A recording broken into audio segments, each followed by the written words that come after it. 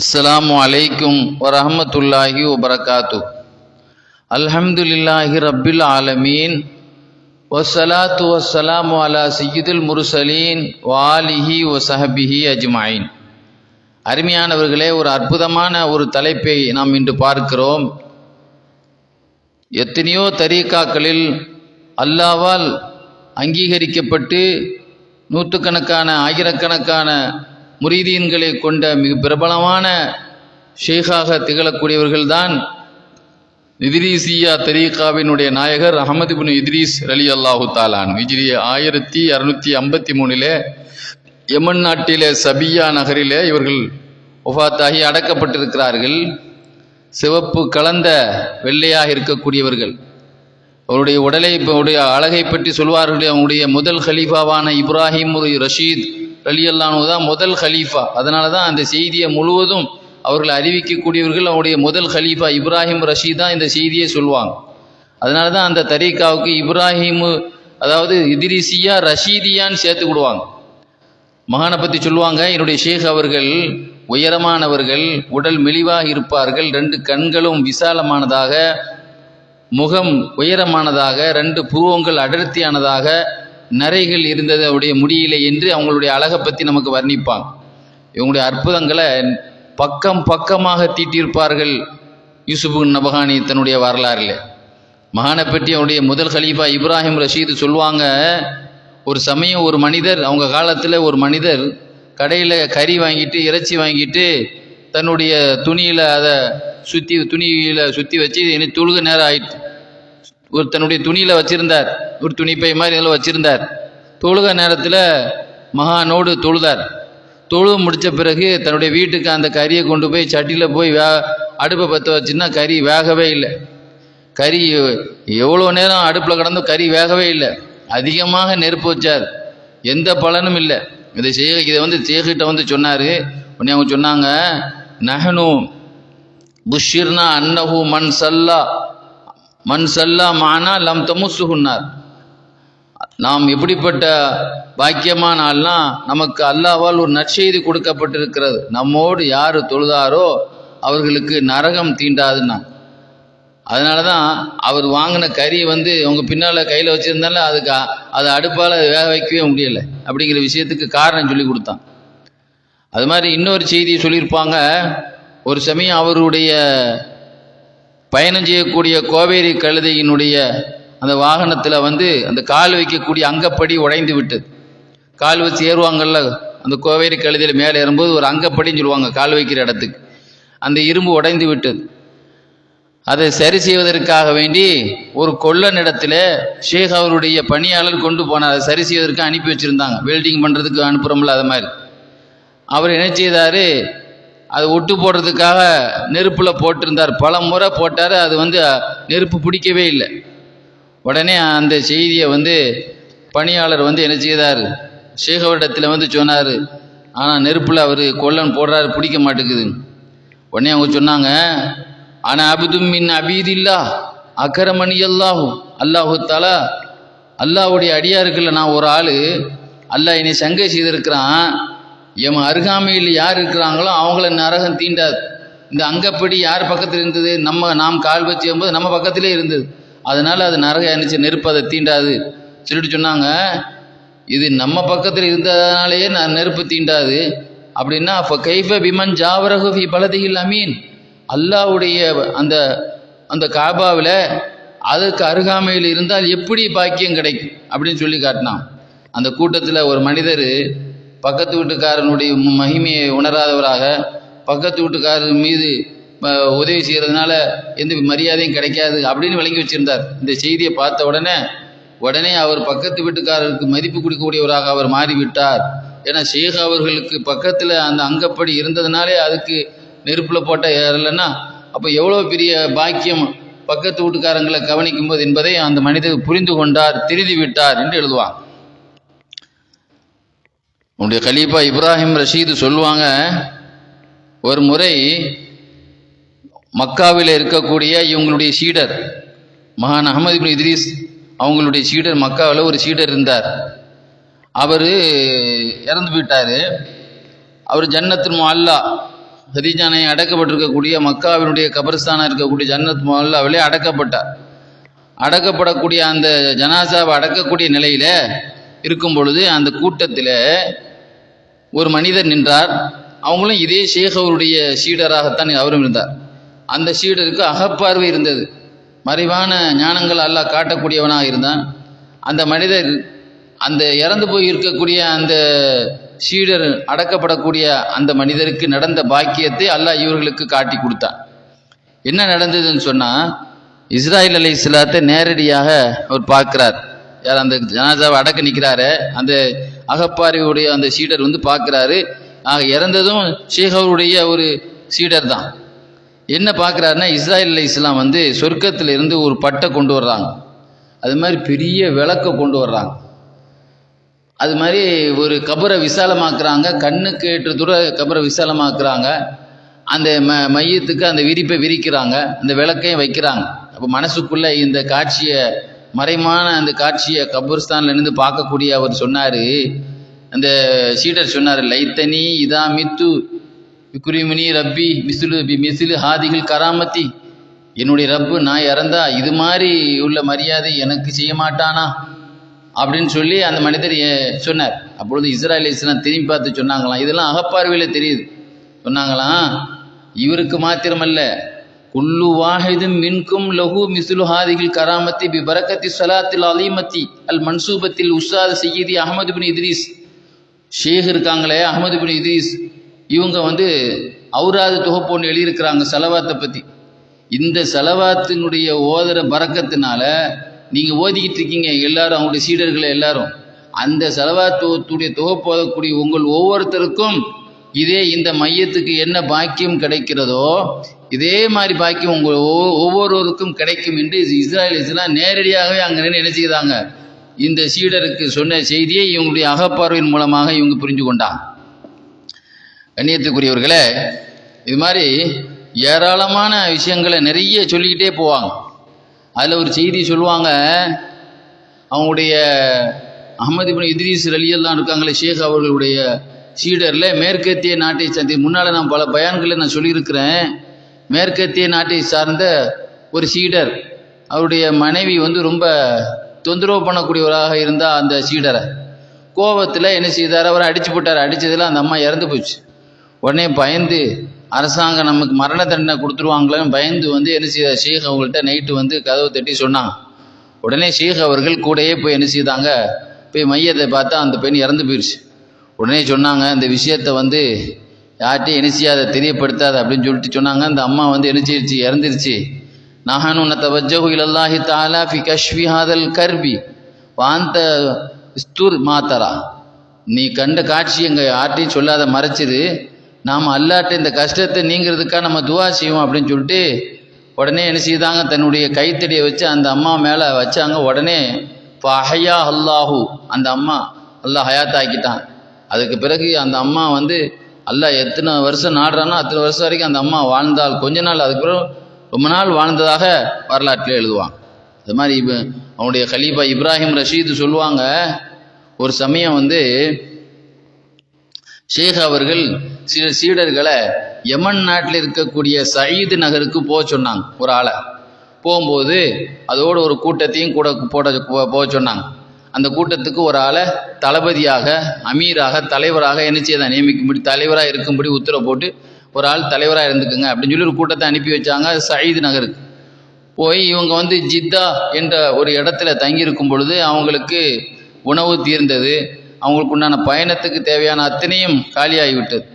உடனே இந்த கஷ்டமான இந்த சூழலில் அந்த கூட்டத்துக்கு தலைவராக இருந்தாங்களே அவங்க வந்து கனவுல ஷேக் அஹமது இப்னு இத்ரீஸ் ரஹமத்துல்லாஹி அலைஹியை பார்க்குறாங்க.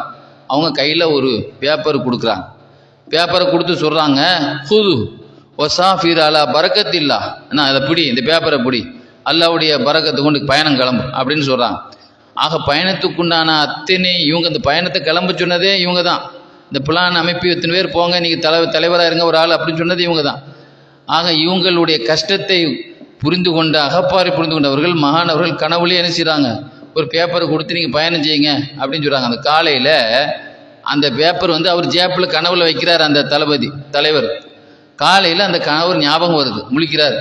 அப்போ அந்த கூட்டத்தில் இருக்கக்கூடியவங்களுக்கு சொல்கிற, நேற்று நம்ம ஷேக் அவர்களை கனவு கண்டேன் ஏங்க அப்படின்னு சொல்லி என்ன செய்கிறாங்க, அந்த கனவுல எனக்கு ஒரு பேப்பர் தந்தாங்க, நீங்கள் கஷ்டத்துக்கு இது ஓதுங்க அல்ல உங்களுக்கு பரக்கத் செய்வோம் அப்படின்னு சொன்னாங்க, கிளம்புங்கன்னு சொன்னாங்க.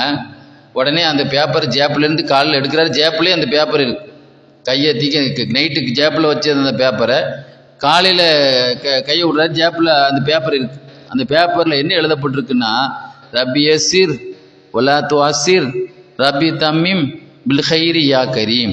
எல்லாம் எங்களை லேசாக்கு, எங்களுக்கு கஷ்டத்தை கொடுத்துடாத, நல்ல விஷயத்தை கொண்டு எங்களை பரிபூர்ணப்படுத்து, உடைய வல்லலே என்று ஒரு வார்த்தை இருந்தது. ஆக இந்த வார்த்தை எழுதி அவர்கள் கனவுல கொடுத்ததை நினைவிலேயே அதை பார்த்தாங்க. உடனே இதை பார்த்தோன்னா அத்தனை பேர்களுக்கும் சந்தோஷமானது. அல்லாஹு தாலா அதுக்கு பிறகு எந்த ஒரு பயணத்துக்குண்டான அந்த சாமான்களும் சாதனங்களும் வாய்ப்புகளும் இல்லாமல் இருந்த அவங்களுக்கு அடுத்தடுத்து உள்ள விஷயங்கள் அல்லாஹு தாலா அதுக்குண்டான வழிகளை இந்த நிகழ்ச்சிக்கு பிறகு லேசாக்கி கொடுத்தான். முன்னால் இருந்ததை விட இந்த பேப்பர் அவர்களுக்கு வந்த பிறகு ரொம்ப சிறப்பாக இருந்தது என்று எழுதி காட்டுவான். அருமையானவர்களே, மகானுடைய கலீஃபாவான இப்ராஹிம் ரஷீத் சொல்லுவாங்க, ஷேக் அவர்களுடைய சீடரில் மதீனாவில் ஒரு மனிதர் இருந்தார். அவர் பெரிய சக்தி வாய்ந்த ஷேகுடைய பயிற்சியிலே நல்ல முதிர்ச்சியை பெற்றிருந்த சீடராக இருந்தார். ஒரு நாள் அந்த சீடர் தன்னுடைய நண்பர்களோடு உட்கார்ந்திருக்கும் பொழுது, அவர்கள் விலாயத் என்னும் இறைநேசனுடைய பதவியை பெற்றிருந்த காரணத்தினால் வானத்திலே பார்த்தார்கள், சிட்டுக்குருவி பறந்து கொண்டிருந்தது. உடனே தன்னுடைய நண்பர்களிடம் சொன்னார்கள், லவ் தஅவ்து ஹாதிஹில் அஸாஃபீர பிஸ்மி ஷேக் சையீதி அஹ்மத் லாஜாபத். என்னுடைய ஷேக் அவர்கள் சையீத் அஹ்மத் அவர்களுடைய பெயரை கொண்டு நான் அழைத்தால், இந்த சிட்டுக்குருவிகளை அழைத்தால் நிச்சயம் அது பதில் சொல்லும் என்று சபையில் இருக்கும்போது மகானுடைய சீடர் சொன்னார். சொன்ன மாத்திரத்தில் அத்தனை சிட்டுக்குருவிகளும் மக்கள் முன்னிலையில், அங்கே இருக்கக்கூடிய அந்த அவர்களுடைய அந்த சீடருடைய நண்பர்கள் முன்னிலையில் கீழே விழுந்ததில் சிலது இறந்து விட்டது, சிலது பறந்து சென்று விட்டது. அத்தனையும் கீழே விழுந்தது, ஒன்றுக்கு மேலே ஒன்று விழுந்ததில் சிலது இறந்தது, சிலது பறந்து சென்று விட்டது. இதுபோல நிறைய ஷேக் அவருடைய அற்புதங்களை நிறைய எழுதுவார்கள். ஒரு சமயம் அவங்களுடைய வரலாற்றை எழுதக்கூடிய யூசுப் நவஹானி சொல்லுவாங்க, இப்ராஹிம் ரஷீத் அவர்கள் சொல்லக்கூடிய ஒரு செய்தியை பதிவு செய்வாங்க. இப்ராஹிம் ரஷீத் கலீஃபா சொல்லுவாங்க, என்னுடைய குருநாதர் ஒரு 2 சம்பவத்தை சொன்னாங்க. அவங்களுடைய ஆரம்ப காலத்தில், அவங்க மேற்கத்திய நாட்டில் அவங்க இருக்கக்கூடிய காலகட்டத்தில் 2 நிகழ்ச்சி நடந்தது. ஏனென்றால் அவங்க சொந்த ஊரே மேற்கத்திய நாடு தான் ஆரம்ப காலத்தில். அதுக்கு பிறகு தான் யமனில் குடியேறினாங்க. ஆக அவங்க அந்த மகரிப் என்னும் அந்த ஆப்பிரிக்க நாட்டில் இருக்கும் பொழுது அவங்க சொல்லுவாங்க, மகான், நான் ஒரு சமயம் நடந்து போயிட்டு இருந்தேன் பஜாரில். அப்போ என்னோட ஒரு கூட்டம் வந்துக்கிட்டு இருந்தாங்க. அப்போ நான் ஒரு கூட்டத்தோடு போயிட்டு இருக்கும்போது, ஆரம்ப காலத்தில் பஜாரில் போயிட்டு இருக்கும்போது மேற்கத்திய நாட்டில் ஒரு மனிதர் விலங்கிடப்பட்டு போலீஸினுடைய பாதுகாப்பில் அந்த மனிதரை விலங்கிடப்பட்டு இருக்கிறது. அவனை சுற்றி போலீஸ் இழுத்து சென்று கொண்டிருக்கிறது. இதை வந்து கூட்டத்தோடு நான் பார்த்தேன். அந்த விலங்கிடப்பட்ட அந்த மனிதர் அந்த போலீஸினுடைய பிடியிலிருந்து தப்ப முடியாத சூழ்நிலையில் சுற்றி வளைக்கப்பட்ட நிலையில் இழுத்து செல்லப்பட்டு கொண்டிருந்தார். அப்பொழுது நான் மக்களை பார்த்து சொன்னேன், கூட இருந்த அந்த கூட்டாளிகளை பார்த்து சொன்னேன், இது போன்று நெருக்கடியான சூழலில் இருக்கக்கூடிய இந்த மனிதர் இந்த போலீஸ் இவருடைய காவலில் இருந்து தப்பி இவர் போக முடியும் என்று நீங்கள் எண்ணுகிறீர்களா என்று கேட்டேன். நிச்சயமாக முடியாது, வாய்ப்பே இல்லைன்னு எல்லாரும் சொன்னான். நான் சொன்னேன், இப்பொழுது பாருங்கள், அல்லாஹ்வுடைய வேலையை இப்பொழுது பாருங்கள்.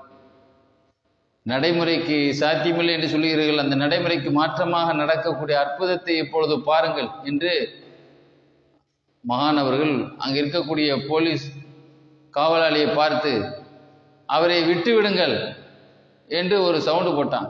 உடனே விலங்கிடப்பட்டு கெட்டப்பட்டிருந்த அவருடைய விலங்குகள் கயிறுகள் எல்லாம் கீழே கலந்து விட்டது. இதை பார்த்ததும் காவலாளிகள் எல்லாம் அவர்கள் வேலையை பார்த்துக்கிட்டு அப்படி விட்டுட்டு அவங்க பிரிஞ்சு போய்விட்டாங்க. அந்த மனிதரும் அவர் போன போக்கிலே அவர் வழியிலே சென்று விட்டார். ஏன் இவருக்கு இப்படி உதவி செய்தாங்கன்னா, அந்த அடித்து இழுத்து செல்லப்பட்ட அந்த மனிதர் அநியாயம் முறையில் அப்படி செல்லப்பட்டார். அதனால தான் மகான் அவர்கள் தன்னுடைய அற்புதத்து மூலமாக அங்கே காப்பாற்றி விட்டார். இப்படி ஒரு நிகழ்ச்சி நடந்தது. மகான் அவர்களுக்கு இன்னொரு நிகழ்ச்சியும் நடந்தது. அவங்க சொல்லுவாங்க, அவங்களுடைய அந்த மேற்கத்திய நாட்டில் ஃபாஸ் என்ற ஊரினுடைய எல்லையில் மகான் அவர்கள் ஒரு தடவை வெளியே கிளம்பியிருந்தாங்க.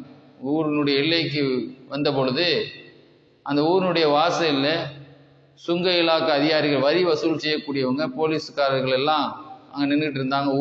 இது புதுசாக ஊருக்கு வரக்கூடியவங்கள்ட்ட வரி எடுப்பதற்காக. ஒவ்வொருத்தரும் அங்கேருந்து வரக்கூடியவர்கள்ட்ட வரியை எடுத்துக்கொண்டிருந்தார்கள். காவலாளிகளும் அந்த வரி வசூல் செய்யக்கூடியவர்கள். இவங்க பாரபட்சம் இல்லாமல் ஏழைகள், அந்த வழியாக வரக்கூடிய ஏழைகள் தோட்டங்களில் கீழே கிடக்கக்கூடிய பழங்களை எல்லாம் தங்கள் குடும்பத்திற்காக கஷ்டப்பட்டவங்களுக்காக எடுத்து சொல்லக்கூடிய இவங்கள்ட்ட கூட அதை பிடுங்கி கொண்டு வரி வாங்கி கொண்டு இருப்பதை ஒரு பரிதாபமான ஒரு சூழ்நிலை நடந்து கொண்டிருந்தது. இந்த நிகழ்ச்சியை மகான் அவர்கள் கண்கூடாக பார்த்தார்கள். அப்பொழுது அந்த கஷ்டத்தில் அந்த பாதிக்கப்பட்ட அந்த ஏழைகள், இதெல்லாம் காப்பாற்றக்கூடிய ஒரு ஆள் நிச்சயமாக நமக்கு ஆண்ட ஒரு ஆளை ஏற்பாடு செய்வான், நமக்கு உதவி செய்யக்கூடிய, நமக்கு அரசர்கிட்ட பரிந்துரை செய்யக்கூடிய ஒரு ஆள் நிச்சயம் நமக்கு கிடைக்கும் அப்படின்ட்டு மன கஷ்டத்தோடு பேசிட்டு இருந்ததை மகான் கேட்டான்.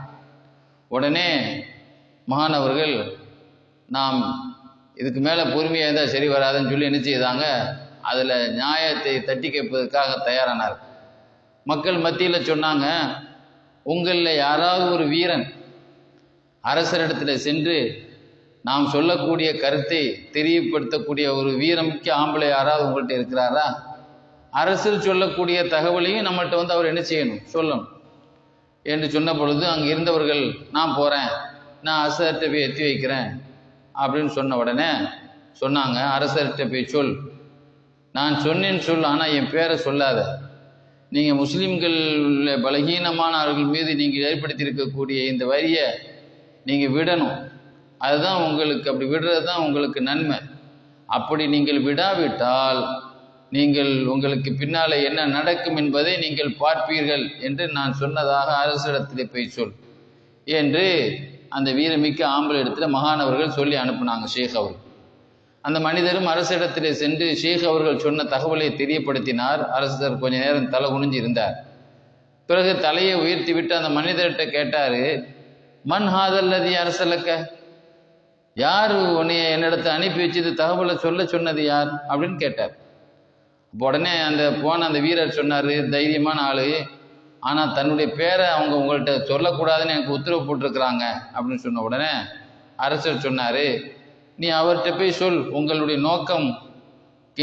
நோக்கம் நிறைவேறிவிட்டு விட்டது, நீங்கள் கேட்டது உங்களுக்கு கொடுக்கப்பட்டு விட்டது, மக்களுக்கு நான் அவங்களுடைய அவங்களுடைய செல்வத்தை மக்களுக்கு நான் விட்டு விட்டேன், அவர்களிடத்தில் எந்த வரியும் வாங்காமல், ஏழைகளுக்கு அவங்களுடைய வரியை வாங்காமல் மக்களுடைய பணத்தை அவர்களுக்கு நான் கொடுத்து விட்டேன் என்று நீ என்ன சொல் என்று சொல்லிவிட்டு, நீ யாரிடத்திலிருந்து தகவல் கொண்டு வந்திருக்கிறாயோ அவர்களிடத்தில் எனக்கு ஒரு தேவை இருக்கு என்று நீ போய் சொல் என்று அரசர் மேற்கொண்டு ஒரு செய்தி சொன்னார்.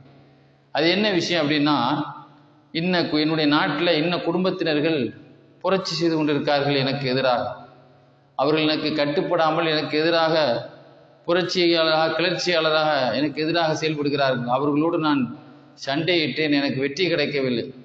அவர்கள் மூலமாக எனக்கு பல்வேறு குழப்பங்கள் நாட்டில் இருக்கிறது. அவர்களை என் வழிக்கு கட்டுப்பட வைத்தாலே ஒழிய எனக்கு நிம்மதி இல்லை, என் நாட்டுக்கு சீர்திருத்தம் ஏற்படாது. எனவே அவர்கள் எனக்கு கட்டுப்பட வைக்க வேண்டும். அதற்கு நீ யார் இடத்துல சொல்லி அனுப்பினாரோ அவரிடத்தில் எனக்கு இந்த காரியம் நடக்க போய் சொல் என்று அரசு சொல்லி அனுப்பினார். அந்த மனிதர் அரசிடத்திலே என்று சொன்ன பொழுது, மகானிடத்தில் சொன்ன பொழுது, மகான் அவர்கள் அரசிடத்தில் போய் சொல், அவர் கேட்டதை நாம் கொடுத்தோம் என்று சொல், உமக்கு கொடுத்தோம், நீங்கள் கேட்டதை உங்களுக்கு நாம் அதை கொடுத்தோம் என்று சொல் என்று திரும்ப சொல்லி அனுப்பினான்.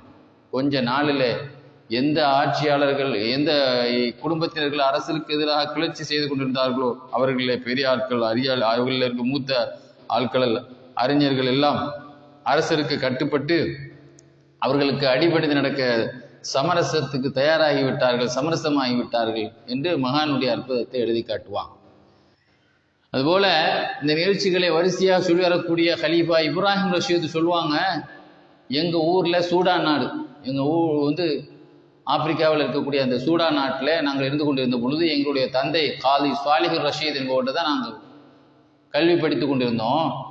அந்த சமயத்தில் என்னுடைய மூத்த சகோதரர் ஒரு சமயம் நாங்கள் கல்வி படித்து கொண்டிருக்கக்கூடிய அந்த பாடஹாலில் எங்கள் வாப்பாவோடு படித்து கொண்டிருக்கக்கூடிய அந்த பாட சபைக்கு என்னுடைய சகோதரர் வந்தார். வந்து தந்தையிடத்தில் தான் கண்ட ஒரு கனவை ஒன்று சொன்னார். என்னுடைய சகோதரருடைய மனைவி சில நாட்களுக்கு முன்பாக இறந்திருந்தார். அந்த மனைவியை பற்றிய ஒரு கனவை என்னுடைய சகோதரர் கண்டிருந்தார். அந்த கனவை தான் நீங்கள் வாப்பாவிடத்தில் சொன்னார்.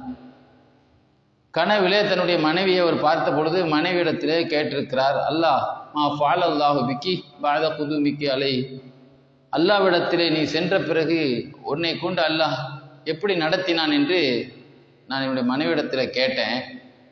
கனவில் மன்னித்த என்னுடைய மனைவி சொன்னால், அல்லாஹ் சுப்ஹானஹு வ தஆலா அவனுக்கு முன்னிலையிலே எல்லா மரணித்த ஆத்மாக்களை அல்லாஹ் ஒன்று திரட்டினான்.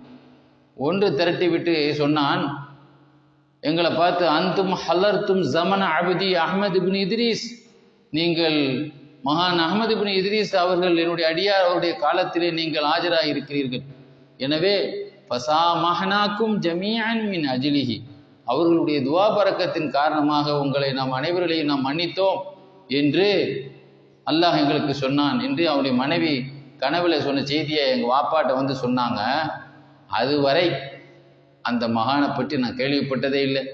நாங்கள் இருக்கிறதோ ஆப்பிரிக்கா சூடான் நாட்டில் இருக்கிறோம். ஆனால் அவர்கள் அந்த சமயத்தில் யமன் நாட்டில் இருந்தார்கள். அவர்களுடைய தரீக்காவை நான் எடுக்கவும் இல்லை, அவர்களை பார்த்ததும் இல்லை. அப்பொழுதுதான் முதலாக நாம் கேள்விப்பட்டோம். அவருடைய அதுக்கு பிறகுதான் எங்களுக்கு அவர்களை பற்றிய தகவல் கிடைத்தது. அதன் பிறகுதான் அவரிடத்தில் சென்று அவர்கள் முன்னிலையில் அமர்ந்து அவர்களுடைய தரீக்காவை நாங்கள் எடுத்துக்கொண்டோம் என்று அந்த செய்தியை சொல்லக்கூடிய ஹலீஃபா சொல்லுவாங்க. நான் அப்படி சந்திக்கிற நேரத்தில் என்னுடைய ஷேகாவிடத்தில் அந்த பெண்ணுடைய சம்பவத்தை நினைவுபடுத்தினேன். இப்படி என்னுடைய சகோதரர் எங்கள் வாப்பாவுடைய சபையில் உங்களை சந்திக்கிறதுக்கு முந்தையே இப்படி சொன்னாங்கன்னு சொன்ன உடனே ஷேக் அவர்கள் சொன்னார்கள், இந்த விஷயம் உண்மைதானா? இப்படி ஒரு நிகழ்ச்சி அல்லாஹ் தஆலா உங்களுடைய பரக்கத்தினால் எல்லாத்துக்கும் அல்லாஹ் மன்னிப்பு கொடுத்தான் என்று அவங்க கனவுல சொன்னார்கள். அந்த விஷயம் உண்மைதானா என்று கேட்டேன். ஆமா என்று மகான் அவர்கள் சொன்னார்கள். இந்த செய்தியையும் இந்த அற்புதத்தினுடைய தொகுப்பிலே சொல்லியிருப்பார். மகான் ஷேக் இப்ராஹிம் ரஷீத் அவர்கள் சொல்வார்கள், ஒரு சமயம் குருதி மொழி இனத்தை சார்ந்த ஒரு நண்பர் இடத்திலே சொன்னார். இவர்கள் மகானுடைய சீடராக இருந்தார். நான் வனவாசத்தில் ஆத்மீக பயிற்சியில் காடு மலையாக சுற்றி கொண்டிருந்த பொழுது ஒரு சமயம் எனக்கு கடுமையான வறட்சி ஏற்பட்டு தாகத்தினால் மரணிக்கக்கூடிய நிலையை நெருங்கிவிட்டேன். இனிமேல் நம்ம பிழைக்க மாட்டேன் என்று தெரிந்ததும் பாதைக்கு பக்கத்தில் இருக்கக்கூடிய ஒரு மரத்தடிக்கு சென்று அந்த இடத்துல என்னுடைய கபருக்குண்டான இடத்தை நான் தயார் செய்தேன். இதுதான் நாம் இறக்கக்கூடிய இடமாக இருக்கும் என்றால் நம்மள்கிட்ட இப்போது குடிக்கக்கூடிய தண்ணி இல்லையே என்று நான் அந்த இடத்துல கபருக்குண்டான இடத்தை தயார் செய்தேன். அந்த சமயத்தில் மகானுடைய ஒரு கருத்து எனக்கு ஞாபகம் வந்தது. அவர் ஒரு கட்டத்தில் சொன்னாங்க, இன்ன முரீதி இதா நாதானி உஹுவபில் மகரிபி வானபில் மஷ்ரிகி, என்னுடைய சீடர் நான் கிழக்கில் இருக்கும்போது அவர் மேற்கில் இருக்கும்போது, நான் கிழக்கு திசையில் இருக்கும்போது அவர் மேற்கு திசையில் இருக்கும்போது என்னை அழைத்தால் நான் உடனே பதில் கொடுப்பேன். அவர் உண்மையான சீடராக இருந்தால் அவர் என்னுடைய பதிலை லப்பை இதோ வந்து விட்டேன் என்ற என்னுடைய பதிலை அவர் உடனே என்ன செய்வார், காதில் கேட்பார் என்று என்னுடைய மகான் அவர்கள் சொன்னார். உடனே அந்த மனசில் வைத்துக்கொண்டு, யா சையீதி அஹ்மத் அதிருக்கிறீ, குருவே என்னை வந்து நீங்கள் அடையுங்கள், எனக்கு உதவி செய்யுங்கள். ஆனா அலாமா தரானி மினல் ஹலாக்கி ஆத்ஷா வஜுஆ, நான் இருக்கக்கூடிய பசி தாகத்தினுடைய இந்த நாசமான பசி தாகத்தினால் நான் நாசமாகக்கூடிய மௌத்தாகக்கூடிய நிலையை நீங்கள் பார்ப்பீர்கள், நீங்கள் உங்களுக்கு தெரியும். எனவே என்னை நீங்கள் வந்து அடைந்து எனக்கு உதவி செய்யுங்கள் என்று நான் சொன்னேன். அப்பொழுது நான் முதுகின் மீது மல்லார்ந்து படுத்திருந்தேன். என்னுடைய முகத்திலே ஒரு துணியை என்னுடைய ஒரு ஓரப்பகுதியை போட்டிருந்தேன். அப்பொழுது நான் மரத்துக்கு கீழே படுத்த நேரத்தில் மரத்திலிருந்து ஏதோ ஒரு சப்தத்தை நான் கேட்டேன். உடனே துணியை விலக்கி பார்த்த பொழுது ஒரு தர்பூசு பழமும் 2 ரொட்டியும் இருந்தது. எனக்கு உடனே அதை பார்த்த உடனே இது ஒரு கற்பனையாக இருக்குமோ, ஏதோ மன பிராந்தி போல தெரிகிறது. இந்த மரத்தில் தர்பூசு பழத்துக்கும் சம்பந்தமே இல்லை, இந்த மரமும் அதுக்குரியதல்ல, ரொட்டிக்கு இந்த இடத்துக்கு என்ன வேலைன்னு சொல்லி நான் மனசுக்குள்ளேயே நினைத்து கொண்டு இருந்தேன். திரும்ப 2வது இதனுடைய சிந்தனையிலே இது ரொட்டி தானா என்னையான்னு யோசித்து கொண்டு இருக்கும்போது திடீரென்று தன்னுடைய முகத்தில் இருந்து துணியை ரெண்டாக விலைக்கு பார்த்தேன். 2 ரொட்டியும் அந்த தர்பூச பழம் இருந்து கொண்டே இருந்தது. உடனே முடிவு செய்து கொண்டு நான் மேலே ஏறி அதை எடுத்து சாப்பிட்டேன். அடுப்பிலிருந்து அப்பொழுது சூடாக எடுக்கப்பட்டது போல இருந்தது. தர்பூச பழமும் ரொம்ப ருசியாக இருந்தது. அதனுடைய சாறுகளை சாப்பிட்டேன். அப்புறம் என்னுடைய ஷேகுடைய பரக்கத்தினால் ஊர் வந்து சேர்ந்தேன் என்று சொல்வார். அல்லாஹ் சுப்ஹானஹு வ தஆலா இது மாதிரி நல்ல ஷேகுமாருடைய பரக்கத்துகளை நமக்கு அல்லாஹ் பரிபூர்ணமாக தந்துட்டு புரிவானாக.